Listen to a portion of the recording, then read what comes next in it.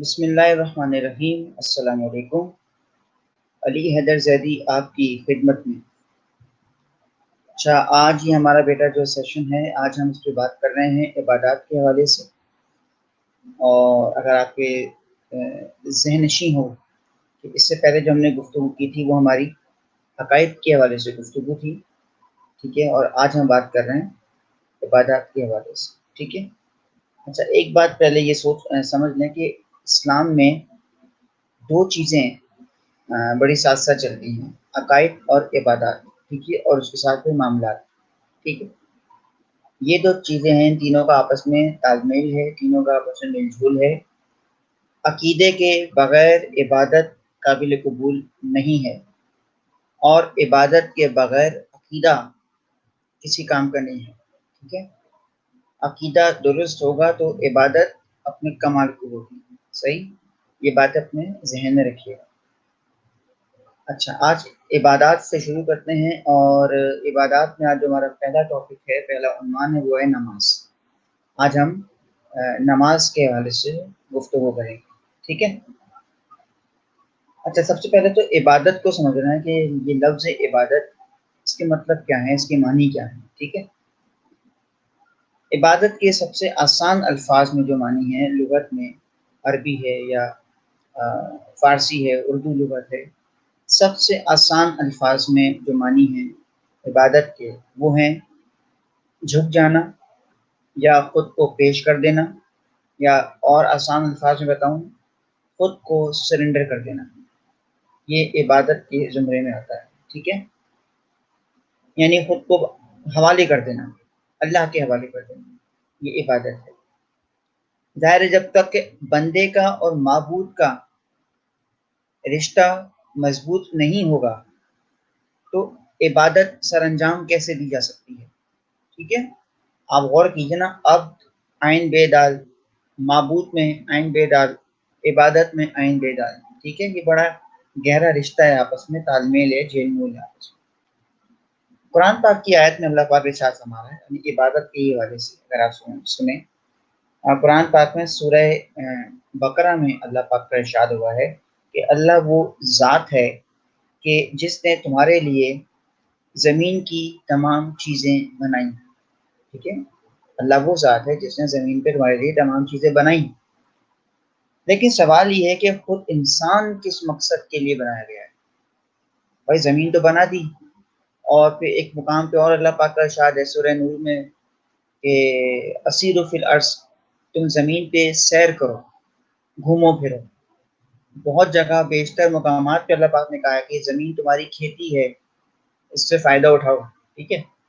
تو بات تو یہ ہوتی ہے کہ ٹھیک ہے زمین تو بنا دی ہمارے فائدے کے، انسان کو کس لیے بنایا، ہمارا کیا کام تھا خلقت کا، ہمیں کیوں پیدا کیا ہے؟ تو سنیے قرآن پاک جواب کیا دے رہا ہے۔ قرآن پاک میں ہی اس کا جواب ملا سورہ ذریت میں، آیت نمبر 51 سے لے کے 56، ٹھیک ہے۔ یعنی پوری لمبی چوڑی گفتگو ہے، اس کا مختصر سا لب و لباب پیش کر رہا ہوں۔ وہ یہ ہے کہ اللہ پاک فرماتا ہے کہ میں نے جنوں اور انسانوں کو، صرف انسان کو نہیں کہا، میں نے جنوں یعنی جنات اور انسانوں کو صرف اس لیے پیدا کیا کہ وہ میری عبادت کریں، میری اطاعت کریں۔ وما خلقنا الجن والانس لا یعبدون، کہ صرف اس لیے کہ وہ میری عبادت کریں، ٹھیک ہے۔ وما خلقنا الجنس والانس الا لیعبدون، الا لیعبدون، سوائے اس کے کہ وہ میری عبادت کریں، ٹھیک ہے۔ تو عبادت تو تھوڑا واضح ہو گیا کہ بھائی عبادت ہے کیا، اور ہمارا مقصد کیا ہے پیدا ہونے کا، ہم نے قرآن پاک سے پوچھا، ٹھیک ہے۔ وما خلقنا الجن والانس الا لیعبدون، کہ اللہ پاک نے جنات کو اور انسانوں کو کہا کہ میں نے صرف اس لیے پیدا کیا ہے کہ یہ میری عبادت کریں، میری اطاعت کریں، میری بندگی کریں، ٹھیک ہے۔ یہاں پہ ایک بات میں اور کہہ دوں، کافی لوگ ہیں وہ یہ کہتے ہیں کہ جی جنات تو ہیں ہی نہیں سرے سے، ٹھیک ہے، جنات تو ہیں ہی نہیں۔ تو وہ اس چیز پہ غور کریں کہ اگر وہ سورہ رحمان کبھی پڑھیں ترجمے کے ساتھ، تو سورہ رحمان میں اللہ پاک نے مسلسل مخاطب کیا ہے جنات کو، اور جنات کے ساتھ انسانوں کو۔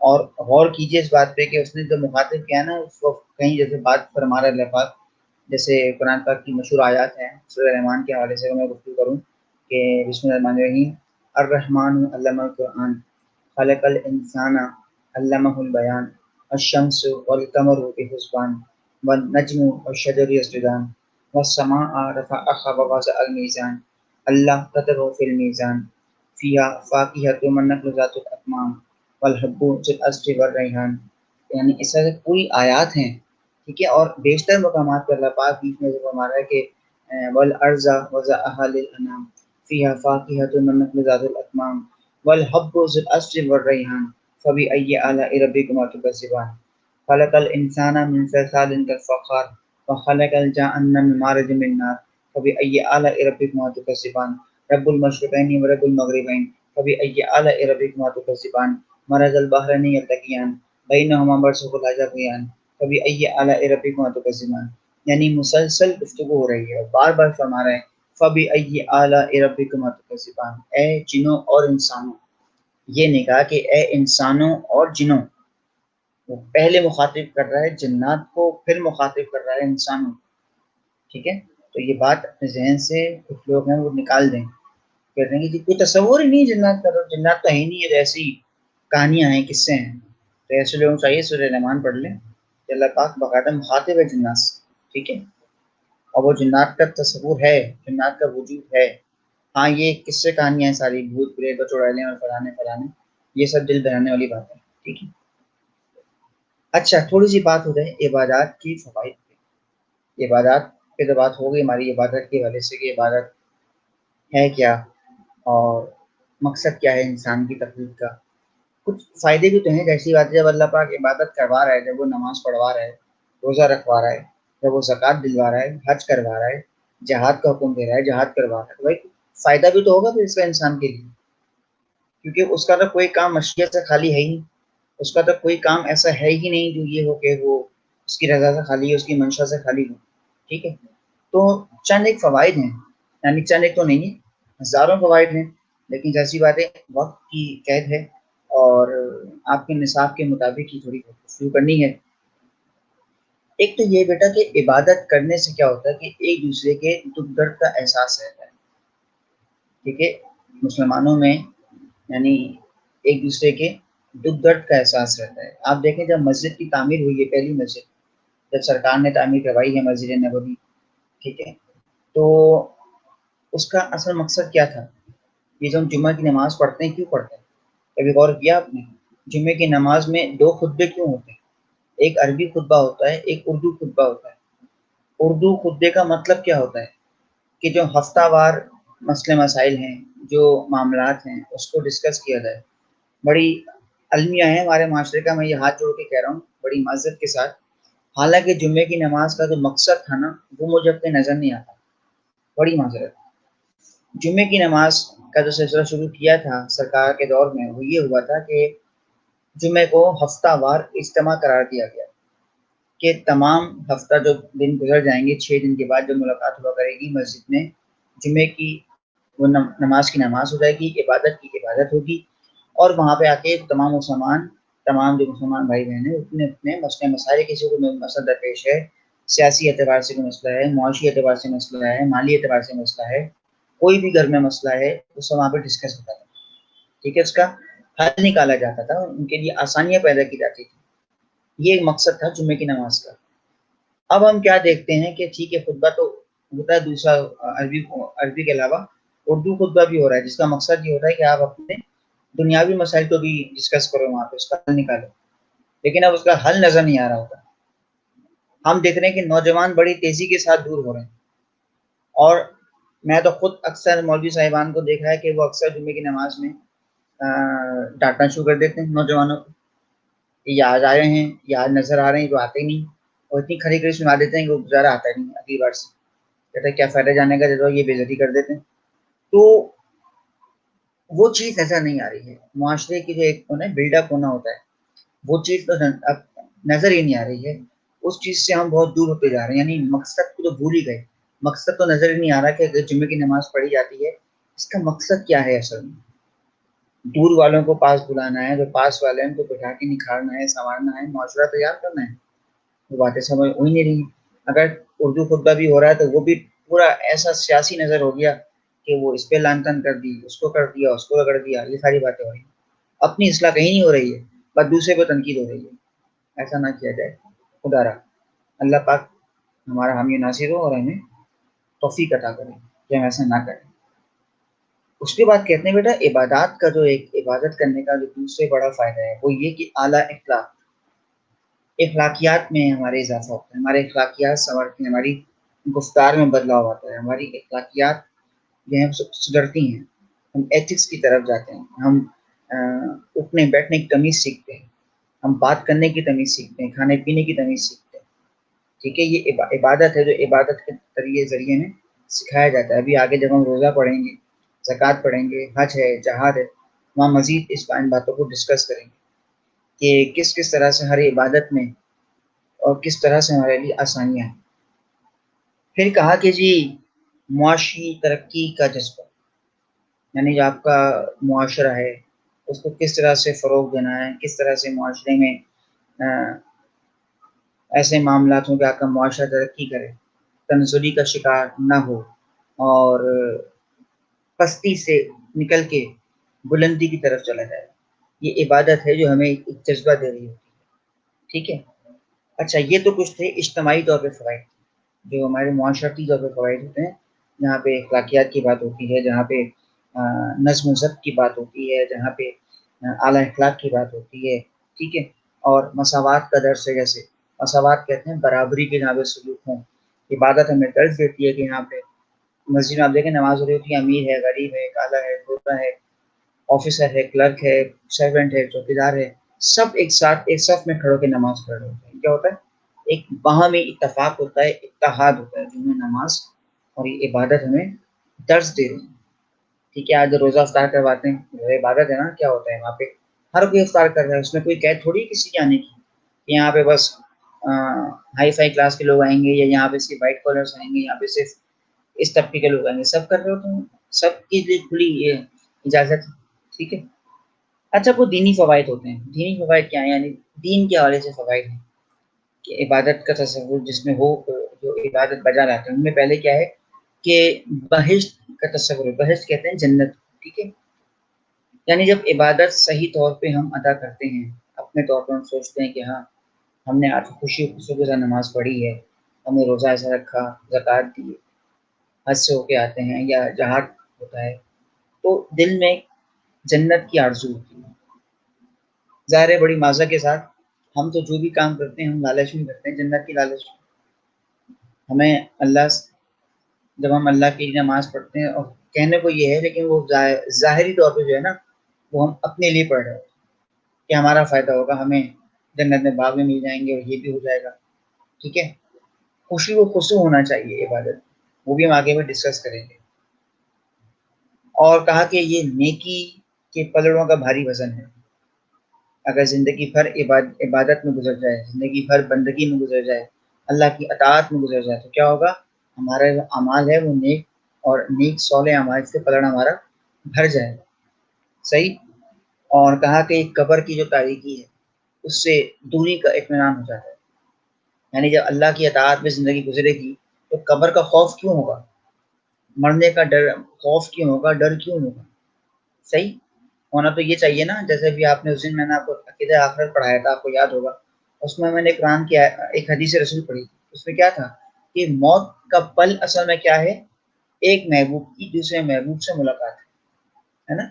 تو جب عبادت صحیح ڈھنگ سے کریں گے، جب ساری زندگی بندگی میں گزر جائے گی، اطاعت میں گزر جائے گی اس پروردگار کی، تو پھر موت کا ڈر نہیں رہے گا. ٹھیک ہے. یہ بڑی کمال کی بات ہے ویسے. اور بیٹا اخلاقی اور طبی فوائد کے بارے، یعنی میڈیکل پوائنٹ آف ویو سے اگر دیکھا جائے عبادات کو، کہا کہ یہ کئی بیماریوں کے لیے خاتمے کا باعث ہے. مثال کے طور پہ نماز کے لیے کہا جاتا ہے کہ نماز ایک بہترین ایکسرسائز ہے.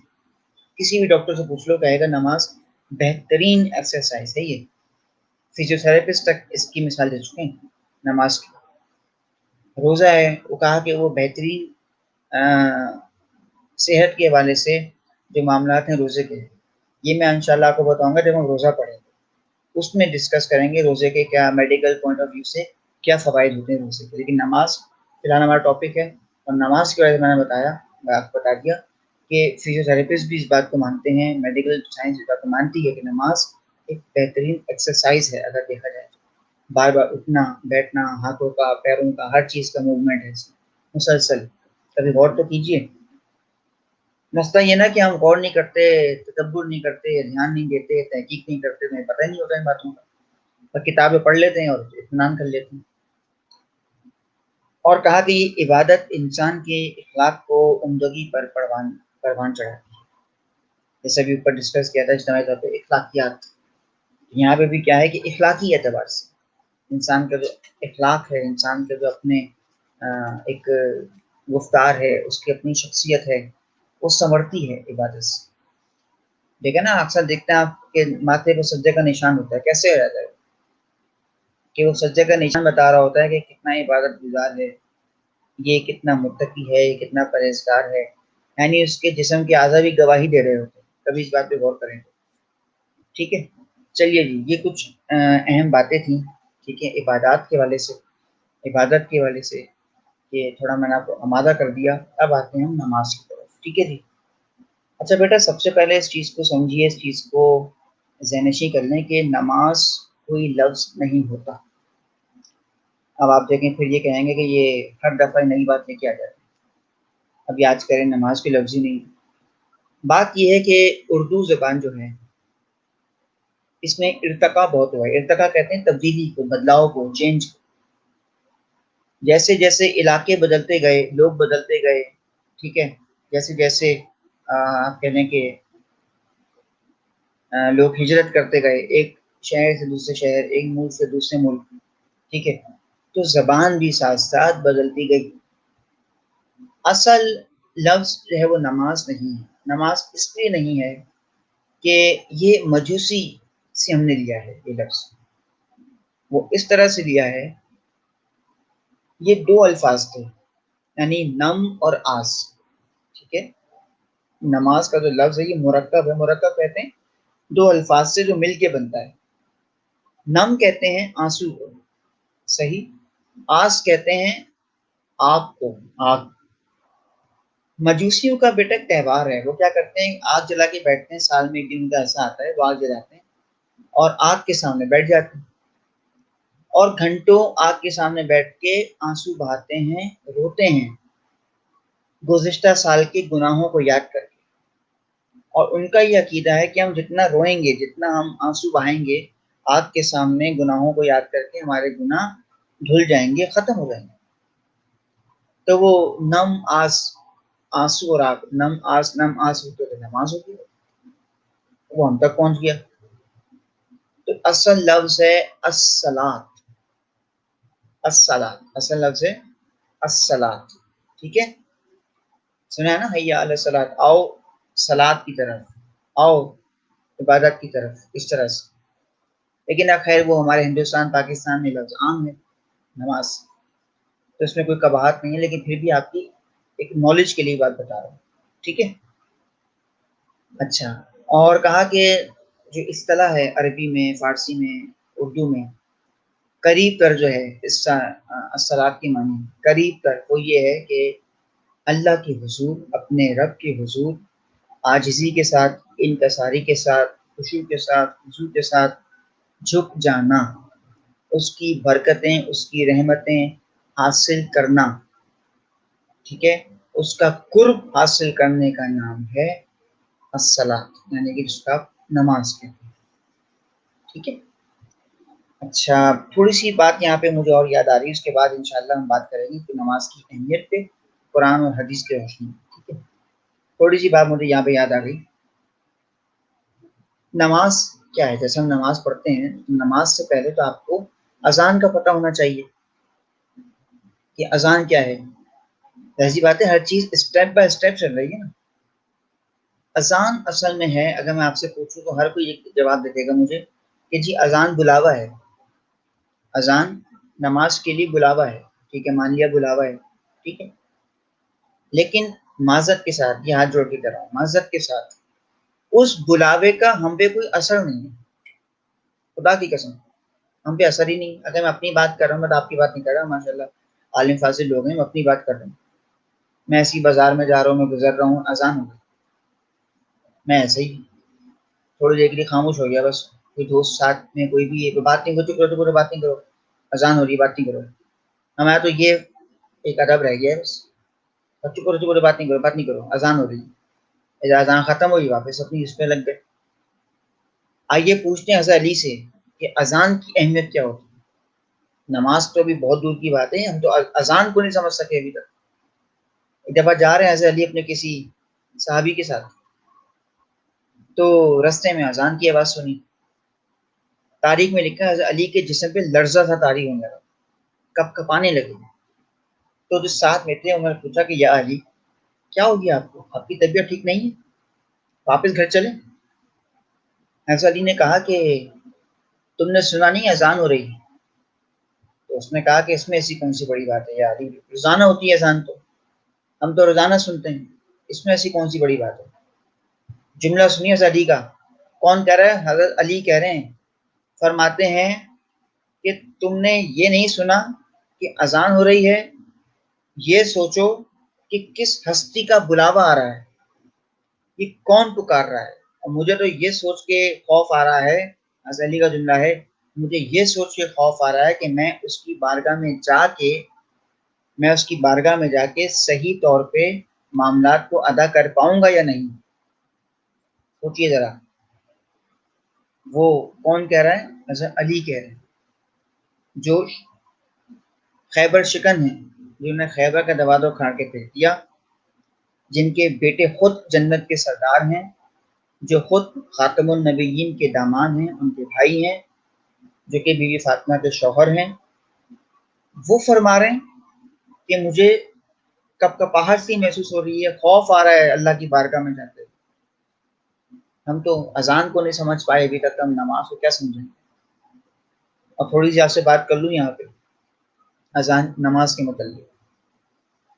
نماز اصل میں، اچھا یہ جملہ میں کافی مرتبہ کہہ چکا ہوں، آج بھی موقع مل گیا کہنے کا.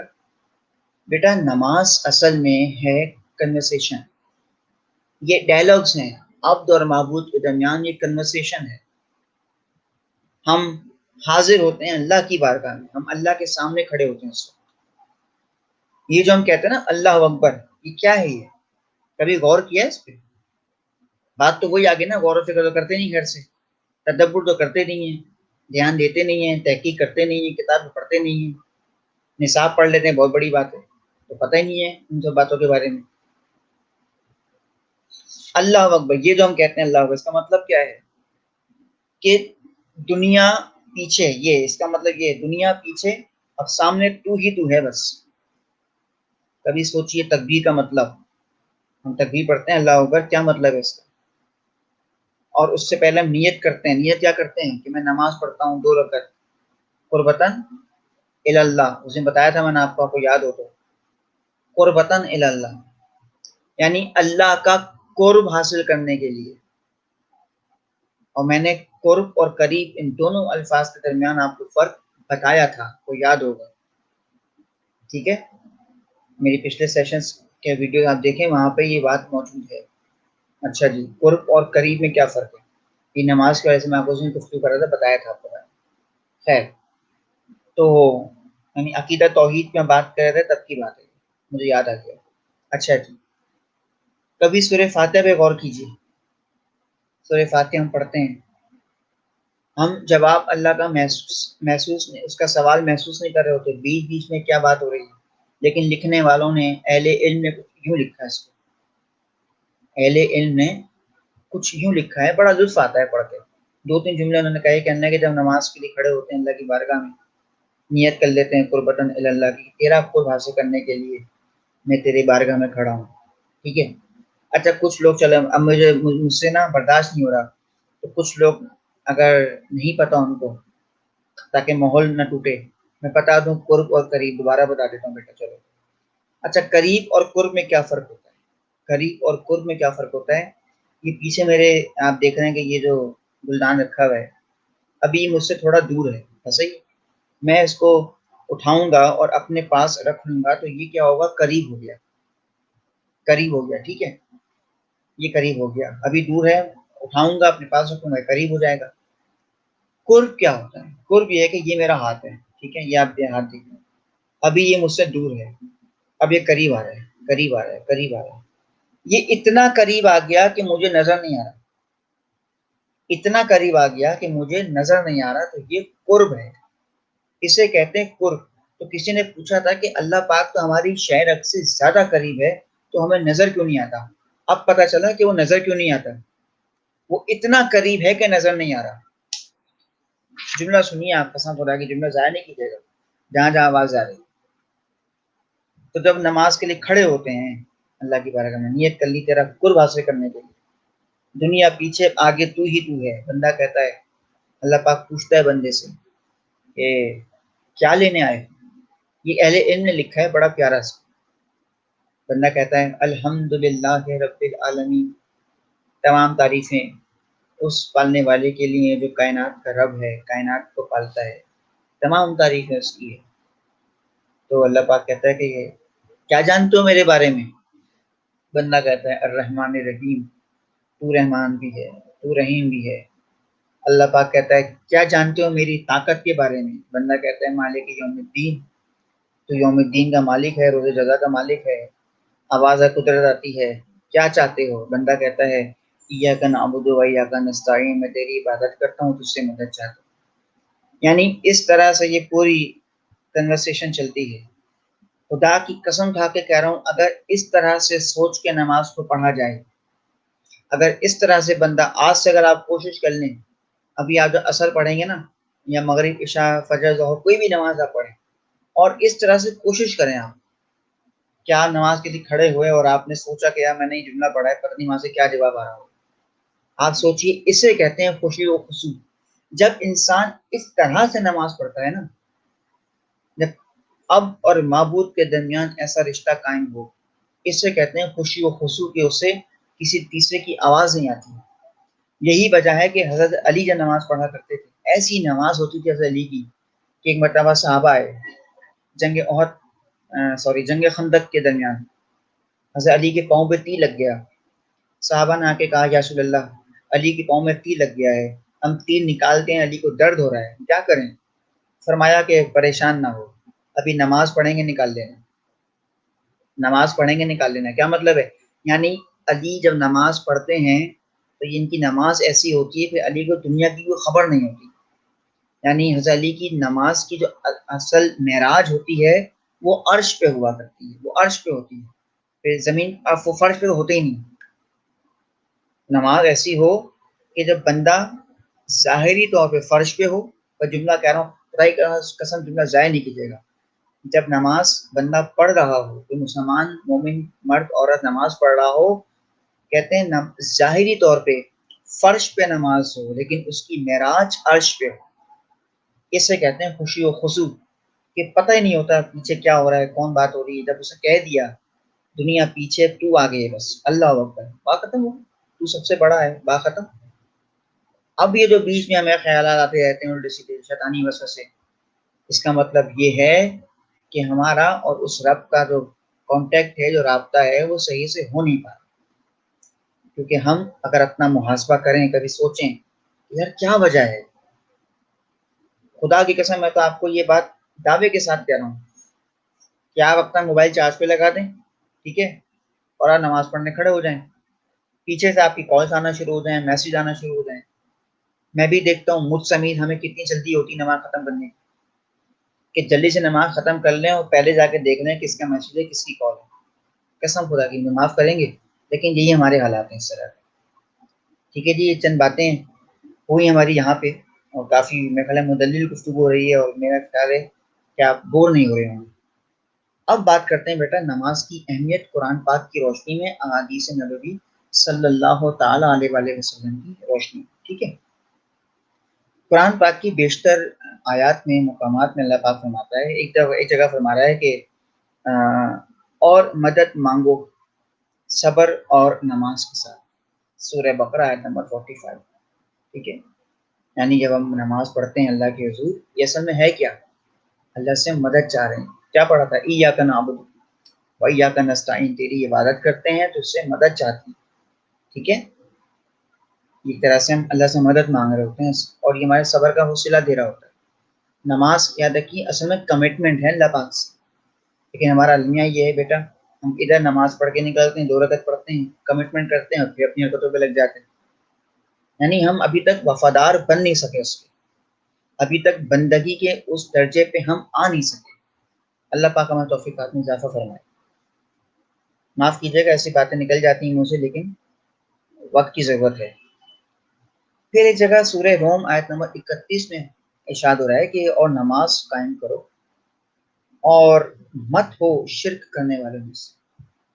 یعنی جو اللہ کے حضور نماز پڑھتا ہے، اللہ کے حضور سجدہ کرتا ہے، اپنے آپ کو جھکا دیتا ہے اس کے آگے۔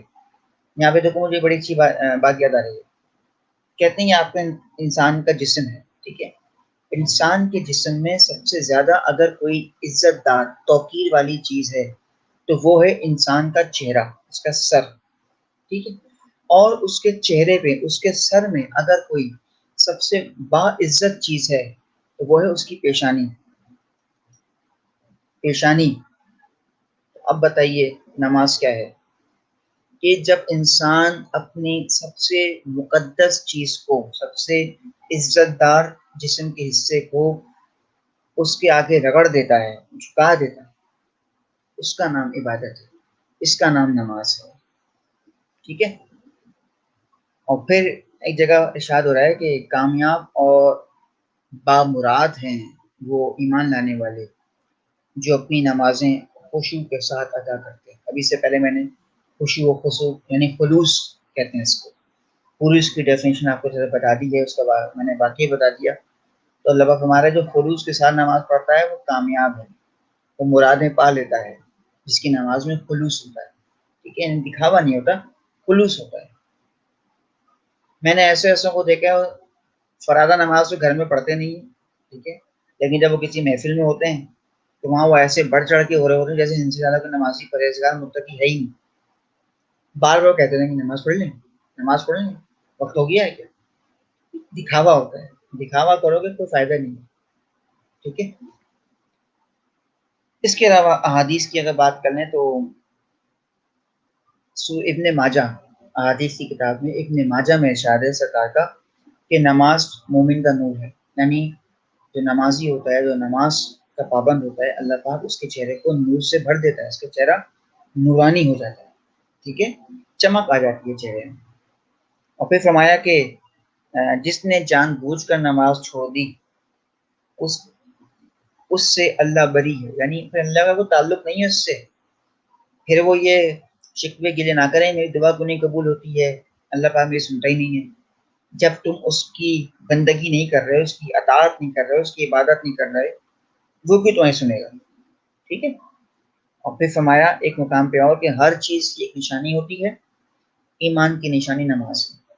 کتنی بڑی بات ہے، ہر چیز کی نشانی ہے، اور جو ایمان والا ہوتا ہے، صاحب ایمان ہوتا ہے، اس کی نشانی نماز ہے۔ یعنی کہ آسان الفاظ میں جو بے نمازی ہوتا ہے نا، بے نمازی کبھی بھی مومن نہیں ہو سکتا، یہ بات تو طے ہو گئی، کبھی بھی کوئی بے نمازی مسلمان یا مومن ہو ہی نہیں سکتا، ٹھیک ہے۔ اچھا تھوڑی سی بات ہو جائے نماز کی شرائط پہ اور نماز کے ارکان پہ، ٹھیک ہے۔ بیٹا نماز کی اگر شرائط کی بات کریں، شرائط یعنی کہ وہ باتیں جو کہ بہت ضروری ہیں نماز ادا کرنے سے پہلے، ٹھیک ہے۔ ارکان تو وہ ہوتے ہیں جو ہم نماز کے دوران ادا کرتے ہیں، شرائط وہ ہوتی ہیں جن باتوں کا خیال رکھا جاتا ہے نماز ادا کرنے سے پہلے۔ کیا باتیں ہوتی ہیں سنیے گا۔ پہلا تو یہ بدن کا پاک ہونا، ٹھیک ہے، یعنی انسان طہارت زدہ ہو، ٹھیک ہے، پاک ہو، جسم بھی پاک ہو، لباس بھی پاک ہو، ٹھیک ہے۔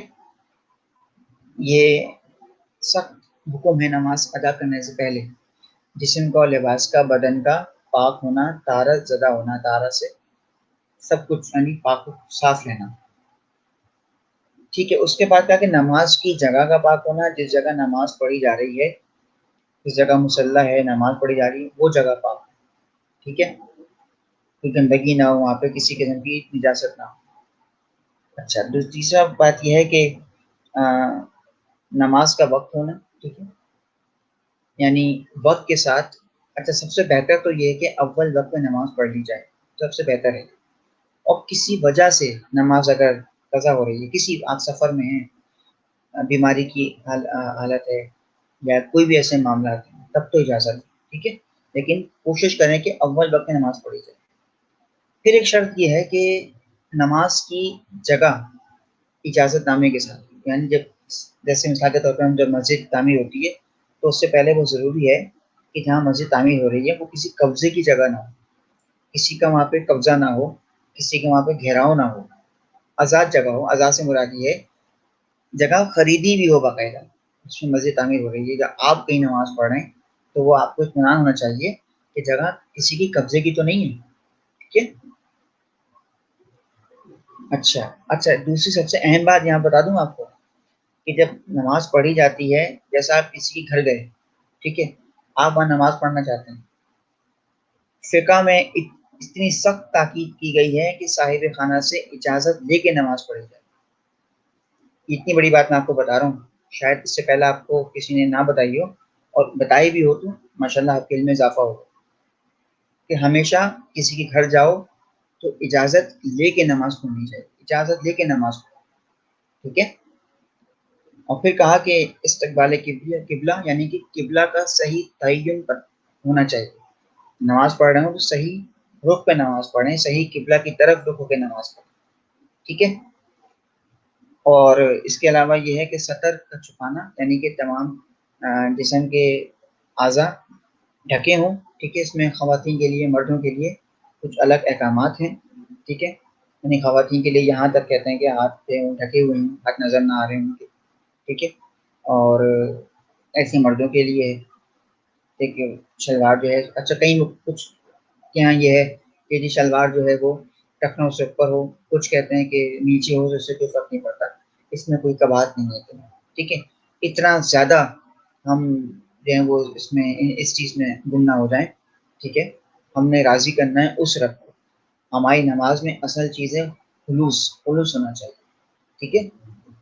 اچھا، تھوڑی بات کر لیتے ہیں ارکان کے حوالے سے، نماز کے ارکان، کہ جیسے میں نے آپ کو پہلے بتایا تکبیر نماز کا پہلا رکن ہے۔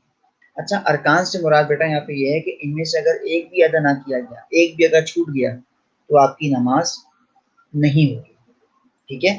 اس میں کیا کیا ہے؟ تکبیر، اللہ اکبر کی جاتی ہے پہلے، ٹھیک ہے، قیام، قراءت، اچھا، رکوع، سجدہ، ٹھیک ہے، اور اس کے علاوہ تشہد، تحیات وغیرہ، ٹھیک ہے۔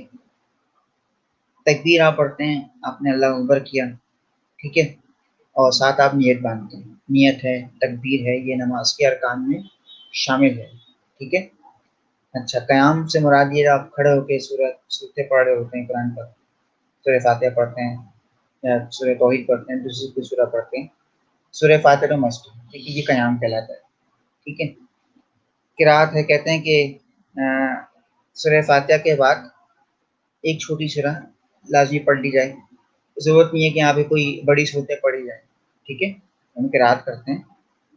اس کے علاوہ رکوع ہے، ٹھیک ہے، سجدہ ہے، سجدہ میں نے بھی آپ کو بتایا کہ کس طرح سے انسان اپنے جسم کے سب سے مقدس ترین اعضاء کو، حصے کو زمین پہ رگڑ دیتا ہے، اس کے حضور پیش کر دیتا ہے، ٹھیک ہے۔ اور تشہد یا تحیات، جس میں آپ سلام بھیجتے ہیں، سلام، ٹھیک ہے۔